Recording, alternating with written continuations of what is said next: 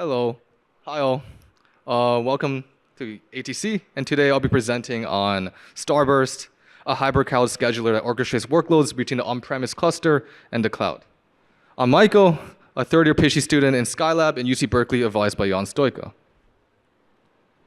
Our agenda today can be split into three parts. First, we identify a novel problem for hybrid cloud systems, where cluster schedulers face the trade-off between cloud costs and traditional scheduling objectives such as job completion time, or JCT for short, make span, and fairness. The second part of this presentation covers how Starburst improves the cost-performance trade-off for hybrid cloud systems. Finally, we evaluate Starburst over real-life GPU cluster and production-level traces and simulation. The ultimate goal of Sky computing is to run people's workloads across a continuum of compute. In an ideal world, Sky computing allows organizations, teams, interns, and contractors to directly run their workloads, short-lived batch jobs, and long-running services across a uniform sky of compute. Finally, Sky also includes, or uniform sky of compute. This includes laptops, server nodes, server racks or clusters, which forms the on-premise set of compute. Finally, Sky also includes the cloud, such as AWS, Google's GCP, and Microsoft Azure. And this forms the cloud set of compute. Sky Pilot, which is prior work in our lab, covers orchestrating jobs and services across clouds. Starburst, on the other hand, is a hybrid cloud scheduler, which orchestrates workloads between an on-premise set of compute and the cloud. In the hybrid cloud setting, the ultimate question is when to scale to the cloud. Suppose in your imaginary world that an organization submits a 2 GPU job to a 4 GPU cluster. For an organization, the on-premise cluster has already been bought through agreed upon trade deals. Hence, it is essentially free due to sunk costs. Meanwhile, the cloud is expensive and charges an hourly fee. For example, one A100 GPU costs $3.50 an hour. In this situation, Job A does not need to be scaled to the cloud and should be scheduled on the on-premise cluster instead. Now, the cluster only has 2 GPUs available. Real-life workloads, however, are inherently bursty. Many times, incoming job input load can exceed the remaining capacity of the cluster. In this example, jobs B, C, and D arrive in a burst and request a total of 4 GPUs, which exceeds the remaining capacity of the cluster.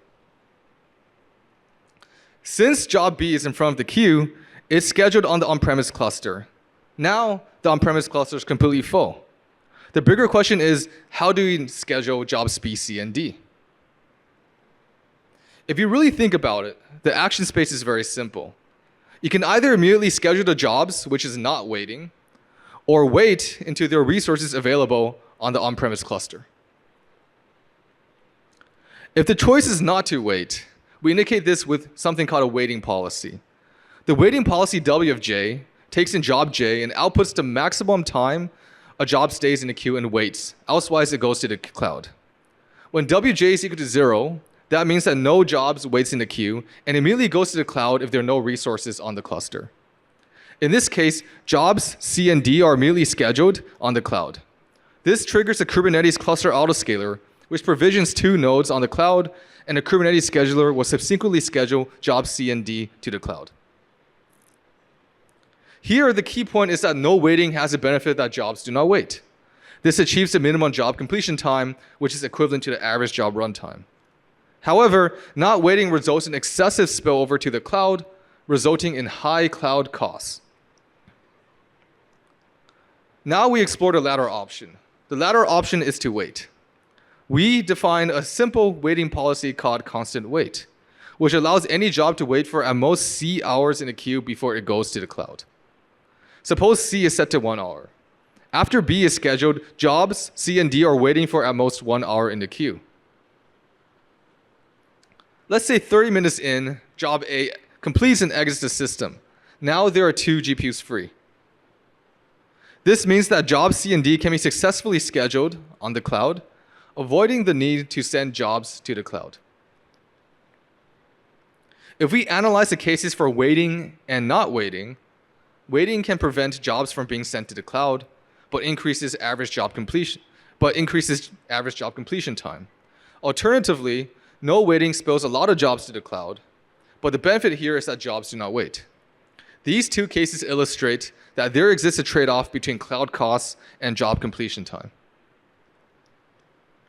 More explicitly, we can plot out this trade-off as a Pareto curve between the y-axis, which measures cloud cost as a percentage of no-wait's cloud cost, and average job completion time. On one extreme end, no-wait incurs the minimum possible job completion time and maximum cloud costs. As we increase the parameter c for constant wait, jobs tend to wait longer, which reduces cloud costs and increases JCT. When jobs are assigned infinite waiting time, no job goes to the cloud, hence zero cloud costs, and incurs the maximum possible job completion time. In essence, by varying c, constant wait draws out a Pareto curve. To improve hybrid cloud systems, Starburst aims to shift the Pareto curve towards a more efficient frontier, moving the blue curve to the red curve. These trade-offs incentivize us to create Starburst, a cloud-enabled scheduler that seeks to reduce the complexity of hybrid cloud schedulers and improve the cost-job completion time trade-off. In essence, Starburst is a meta scheduler that efficiently allocates waiting time to jobs to improve the cost-job completion time trade-off curve. We propose two versions of Starburst, one that assumes knowledge of job runtimes and one without any knowledge of the workload. Here, the goal for Starburst is to maximize cluster utilization, since the more the on-premise cluster is utilized, the less compute is sent to the cloud. These are directly correlated. We will show a simple example to introduce Starburst heuristics or scheduling policies in a very elegant way. We start off with a constant waiting policy where jobs wait for at most 1 hour in the queue. There are 5 jobs, where job A is a large and long 4 GPU job, and jobs B, C, D, and E are all smaller jobs of varying runtimes and sizes.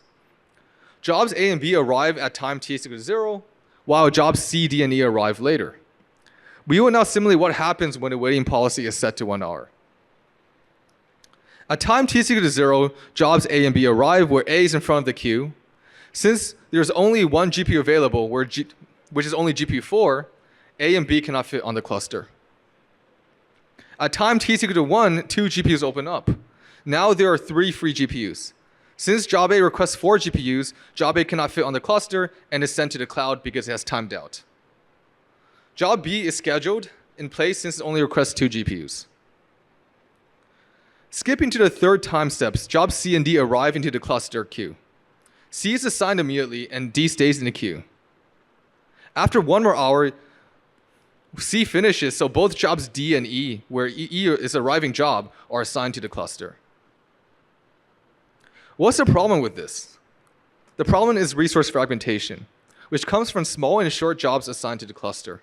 Because jobs C, D, and E are assigned to the cluster instead of jobs A, which is in the cloud, this results in 3 units of wasted space. If one had instead given more time to wait for job A could have been executed at t is equal to 3 and fully utilize all 4 GPUs from henceforth. Starburst aims to reduce resource fragmentation. Starburst introduces a policy called compute wait. It allocates wait time proportional to a job's total resources times a job's runtime, how long it runs. By doing this, Starburst allocates longer waiting times to longer and larger jobs, while allocating smaller waiting times to smaller and shorter jobs. Going off the prior example, job A is allocated longer waiting times and can hence fit on the cluster when t is equal to 3. Job A has effectively replaced jobs C, D, and E, which are sent to the cloud instead, reducing resource fragmentation. However, this results in another problem. While job A is waiting for 4 GPUs to open up, it is blocking job B from executing since job A is in front of the queue. Hence, job B never gets executed and is sent to the cloud instead. This incurs 4 units of wasted space caused by head-of-the-line blocking. To solve this problem, Starburst employs out-of-order scheduling. This means that Starburst greedily schedules any job in the queue that can fit. The head job A no longer blocks the queue, and later elements in the queue can execute whenever they want. So in this case, job B executes before job A, and this improves cluster utilization. Together, Starburst's modified waiting policy, compute wait, and out-of-order scheduling form this reserve and packing strategy. It implicitly reserves large and long jobs in the future, while packing smaller and shorter jobs between the reserved spaces. This ensures that the cluster is as fully utilized as possible. We can scale this up to industry setting for over 128 GPUs. We present Gantt charts of traces from an industry cluster. Short waiting times lead to fragmentation where there are small but many tiny little blips of red or idle resources. Meanwhile, head-of-the-line blocking presents larger but less frequent blocks of idle resources. Overall, Starburst's key insight is that small waits generally leads to fragmentation, while long waits leads to head-of-line blocking. Starburst's waiting policy, which allocates jobs weights based on a job's runtime and size, can mitigate resource fragmentation, while out-of-order scheduling, which greedily execute any job in a queue out of order, can mitigate head-of-the-line blocking. However, the key issue with this formulation of Starburst is that it assumes knowledge of job runtimes. To have a general solution, we have to make the assumption that there is no prior knowledge. Fortunately, this is still possible. Instead of knowing exact job runtimes, it is still possible to split jobs into short jobs and long jobs by preempting running jobs. This is the key insight to the general formulation for Starburst. We will now illustrate the general formulation, which is what we call star wait. Star wait initially assumes a no wait policy where jobs do not wait. In this scenario, job A, which requests 2 GPUs, is immediately sent to the cloud without waiting since the cluster is full.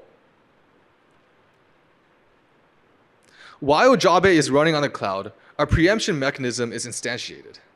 If job A runs less than T minutes, it is considered a short job and would have completed on the cloud.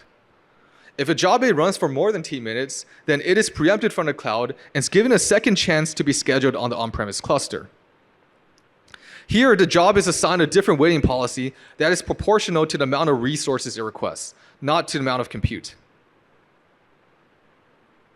Fortunately, while job A is waiting, 2 GPUs free up in the on-premise cluster, and hence job A is scheduled on the cluster instead. Here, job A incurs the cost of running only T minutes on the cloud, which is small relative to the total runtime of job A. Now, having introduced star wait, this completes Starburst.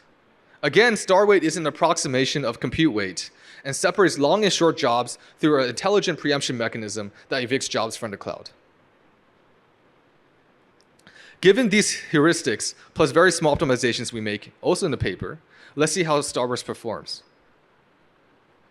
We first show results for Starburst for a real-life 32 GPU cluster, which is our lab cluster, where each node consists of 8 V100s. Jobs that are sent to the cloud are launched with SkyPilot, a very popular multi-cloud provisioner for AI workloads. The jobs we run are deep neural network training jobs sampled from various natural language processing and computer vision workloads.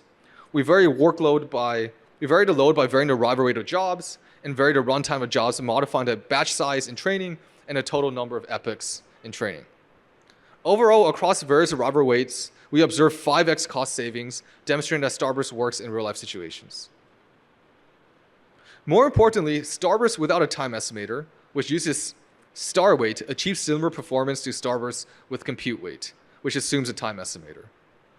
These results show that Starburst can be a general solution for any workload with no prior assumption of workload statistics. Next, we scale up evaluating Starburst with large-scale simulations. We evaluate Starburst against other baselines such as no wait, constant wait, and a fancy variant of constant wait, which immediately evicts short jobs to the cloud. We consider 2 popular traces in the scheduling community. The first trace is a Microsoft Philadelphia cluster trace. This consists of 100,000 jobs, which vary in runtime, averaging 4 hours per job, and size up to 128 GPUs. The next trace is Helios. This is even more difficult than the Philly trace since it is a multi-resource trace and considers resources such as CPU and GPU. Finally, we evaluate this over a 512 GPU cluster, where there are 8 GPUs per node and 96 CPUs per node. Now we illustrate Starburst relative to other baselines over a large-scale simulation. The x-axis measures system load. System load is the ratio of the arriving job input load over the total cluster capacity. For example, a system load at 2 indicates that the total compute of jobs is twice the amount of the existing cluster's capacity. System load can be increased by increasing the arrival rate of jobs. Another way to increase system load is to keep arrival rate constant but decrease the size of the cluster. The left two graphs indicate the absolute and relative cost savings relative to the no-wait policy, where jobs do not wait. Note that no-wait incurs the highest cloud costs, so here we benchmark the cost savings relative to no-wait. The third graph indicates average job completion time as system load increases. Finally, the final graph measures the average cluster utilization as job input load increases. For the Microsoft Philadelphia traces, Starburst can save 54 to 91% cost savings over no-wait, a common policy adopted by cluster autoscalers such as from Kubernetes. The green highlighted area are system loads that most organizations faces on a regular day-to-day basis. These tremendous cost savings come at the cost of a small 5% increase in job completion time. Finally, through effectively managing waiting, Starburst is able to significantly increase cluster utilization, increasing it from 80% to 99% cluster utilization at high system loads. Similar results can also be found with the Helios trace. Helios can save 31 to 70% of costs while increasing job completion time by almost 8%. Finally, Starburst is able to better utilize the cluster, reaching up to 99% cluster utilization when the system load is high. Given the same traces, we now look at the Pareto curves by varying the wait times. Starburst shifts the cloud cost job completion time Pareto curve significantly downwards. Importantly, we note that Starburst does not need a time estimator, as the purple curve and the red curve are very closely aligned. Regarding the optimality of Starburst, although this is not in our presentation, but in our paper shows that Starburst is close to the optimal integer linear program solution, performing within 5% of the optimal Pareto curve. The next experiment covers data gravity. Hybrid clouds must also consider data gravity and egress charges, considering that most organizations have their data locally stored on the cluster. These experiments consider the worst case scenario where to execute a job on a cloud, all the jobs data are on the on-premise cluster and must be uploaded to the cloud. Note that sending data to the cloud is free, as all clouds charge $0 for ingress. We model data transfer time as adding 15 minutes of runtime every time a job runs to the cloud. We note that Starburst still achieves the highest cost savings despite the presence of data gravity. Job completion time goes up, but it is not significantly impacted either.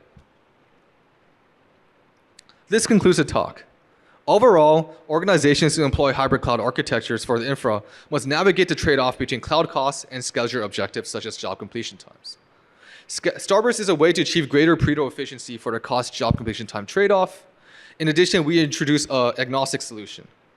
Finally, our evaluation shows that Starburst can save 54 to 91% of the costs while increasing job completion time by only 5%. Thank you for listening to our presentation. Please talk to me at the conference or shoot me an email if you have any questions. Starburst is also open source at the provided link above. Okay, thank you.